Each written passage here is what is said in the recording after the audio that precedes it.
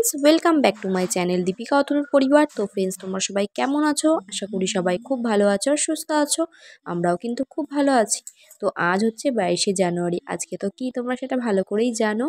তো দেখতেই পাচ্ছ আমি কিন্তু একটা অরেঞ্জ কালার শাড়ি পরে রেডি হয়ে গেছি। এখন যাব ছাদে, যেহেতু আজকে প্রদীপ জ্বালাতে হবে, তার জন্য আমি আজকে প্রদীপ জ্বালাবার জায়গাটা সুন্দর করে সাজিয়ে নেব। যার জন্য আজকে দুপুরবেলায় না হাজব্যান্ডকে ঘুমাতে দিইনি। ও রোজই দুপুরবেলায় ঘুমায় খেয়ে দিয়ে উঠে, কিন্তু আজ আর ঘুমায়নি। বলেছি যে চলো আজকে একটু ডেকোরেশন করব, একটু ভালো করে ফটো মটো তুলবো, যার জন্য ছাদে চলে এসেছি। আর এই যে দেখো, আমার হাজব্যান্ড আমাকে প্রচুর হেল্প করেছে এগুলো ডেকোরেশন করার জন্য। তো এই যে এখন দেখো জয় শ্রীরাম লিখছে। সত্যি বলতে ভীষণই আনন্দ লাগছে, প্রথমবার এরকম করছি তো তাই জন্য। আর আজকের দিনটা আমাদের পুরো ভারতবর্ষী সনাতনদের কাছে ভীষণই একটা স্পেশাল ডে। আর তোমরা বললে হয়তো বিশ্বাস করবে না, মানে এই 4 দিন ধরে না একদমই রোদ উঠছে না, কেমন মেঘলা মেঘলা আকাশ। তো একদমই ভালো লাগছিল না, কিন্তু আজকে এই 22শে জানুয়ারি মানে রোদে রোদ, চারিদিকে আলোকিত, মানে প্রকৃতিও যেন জানিয়ে দিচ্ছে যে আজকে ভগবান শ্রীরাম আসছেন। এটা কিন্তু জেনেও খুব ভালো লাগছে, তাই না? তো প্রকৃতিও সামিল হয়েছে কিন্তু আমাদের সবার সাথে।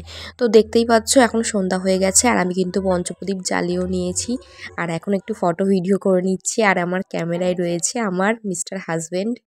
তো ও প্রচণ্ড হেল্প করেছে আমাকে। আর সত্যিকারের বলতে কি, যে কোনো কাজে না হাজব্যান্ডের সহযোগিতা খুবই প্রয়োজন। কারণ কি, হাজব্যান্ডকে ছাড়া কিন্তু কোনো কাজই করা যায় না, এটা আমার মনে হয়।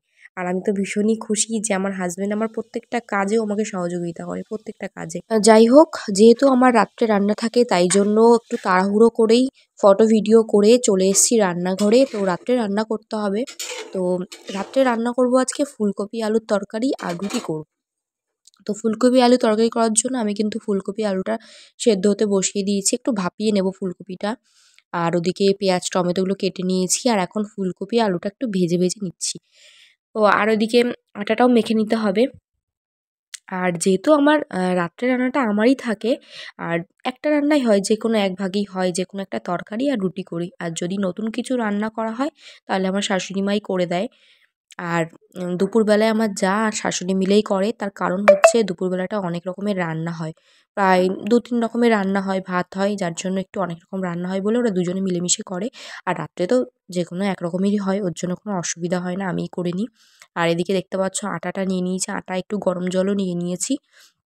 তো আটাটা এবার একটু মেখে নেব, মেখে নিয়ে রুটি করা শুরু করব। আর সত্যিকার একটা বলি, একটা কথা তোমাদের সাথে শেয়ার করি, যেটা হচ্ছে আমি না বিয়ের আগে একদমই রুটি বানাতে পারতাম না, যেটা আমি এখন বিয়ের পর শিখে গেছি। মানে আমি এখন ভাবলেই অবাক হই যে রুটি এখন অনেকটাই গোল হয়, পুরোপুরি গোল হয় না হয়তো, কিন্তু যেটুকু হয় এটা আমার কাছে অনেক। তাই ভাবি যে মেয়েরা বিয়ের পর কত কিছুই না শিখে যায়, তাই না? বিয়ের আগে কোনো কিছুই কিন্তু সেরকমভাবে করাও হয় না, আর সেরকম পারাও যায় না। কিন্তু বিয়ের পর না রোজ, রোজ করতে কিন্তু শিখে যাওয়া যায়। এটা কিন্তু বেশ ভালো জিনিস। তো এদিকে দেখতে পাচ্ছ আমি কিন্তু আটাটা মেখে নিচ্ছি। তো আটা মাখা হয়ে গেছে, এখন দেখো রুটি করা শুরু করেও দিয়েছি। তো রুটিগুলো হয়ে গেলে সবাইকে খেতে দেবো। তাড়াতাড়ি খেয়ে দিয়ে আবার ঘুমিয়েও পড়বো, কারণ শরীরটা ভালো লাগছে না, কারণ দুপুরবেলা একটু শোয়া হয়নি। দুপুরবেলা খেয়ে দিয়ে উঠেই আগে ছাদে গেছি, ছাদে গিয়ে ওই সমস্ত ডেকোরেশন করলাম। আর যে কথাটা তোমাদেরকে বলার সেটা হলো, তোমাদের ভালোবাসায় আজ আমার প্রায় 6,500 পার করে গেছে, 7,000 প্রায় হতে চললো, আর 200 বাকি আছে সাবস্ক্রাইবার। প্রায় 7,000 হতে চললো। সত্যি তোমাদের ভালোবাসা না হলে হয়তো এটা হতো না কোনো দিনই। তো আমি ভীষণভাবে খুশি। এই যে অনেকের হয়তো মনে হতে পারে যে 7,000 সাবস্ক্রাইবার আর কি বা, কিন্তু না, এটা আমার কাছে কিন্তু অনেক, অনেক বড় পাওয়া। যে আমাকে এত লোক ফলো করছে, দেখছে, আমার ভীষণই এটা ভালো লাগে। তো আমার কাছে, আমি যখন আমার 100 সাবস্ক্রাইবার ছিল তখনও কিন্তু আমার ভীষণ আনন্দ হতো। এটা হয়তো অনেকের মনেই হতে পারে যেটা কি এমন, কিন্তু আমার কাছে সত্যি বলছি, এটা আমার কাছে অনেক, অনেক বড় পাওয়া। তো তোমরা এইভাবেই প্লিজ আমাকে সাপোর্ট করো, এইভাবে আমার পাশে থেকো। যাই হোক, আর বেশি কথা না বলে আজকের মতো ব্লগটা আমি এখানেই এন্ড করছি। দেখা হবে তোমাদের সাথে নতুন কোনো ব্লগে। ততক্ষণ তোমরা সবাই অবশ্যই কিন্তু আমার সাথে থেকো। আর আমার চ্যানেলে যারা নতুন আছো তারা কিন্তু প্লিজ সাবস্ক্রাইব করো। আর এই ব্লগটি যদি তোমাদের ভালো লেগে থাকে তো প্লিজ একটা লাইক করে দিও। জানি খুব একটা বড় ভিডিও হয়নি, তাও যেটুকু পেরেছি তোমাদের সাথে শেয়ার করেছি দেখানোর। তো চলো আজকের মতো টাটা, দেখা হবে তোমাদের সাথে নতুন কোনো ব্লগে।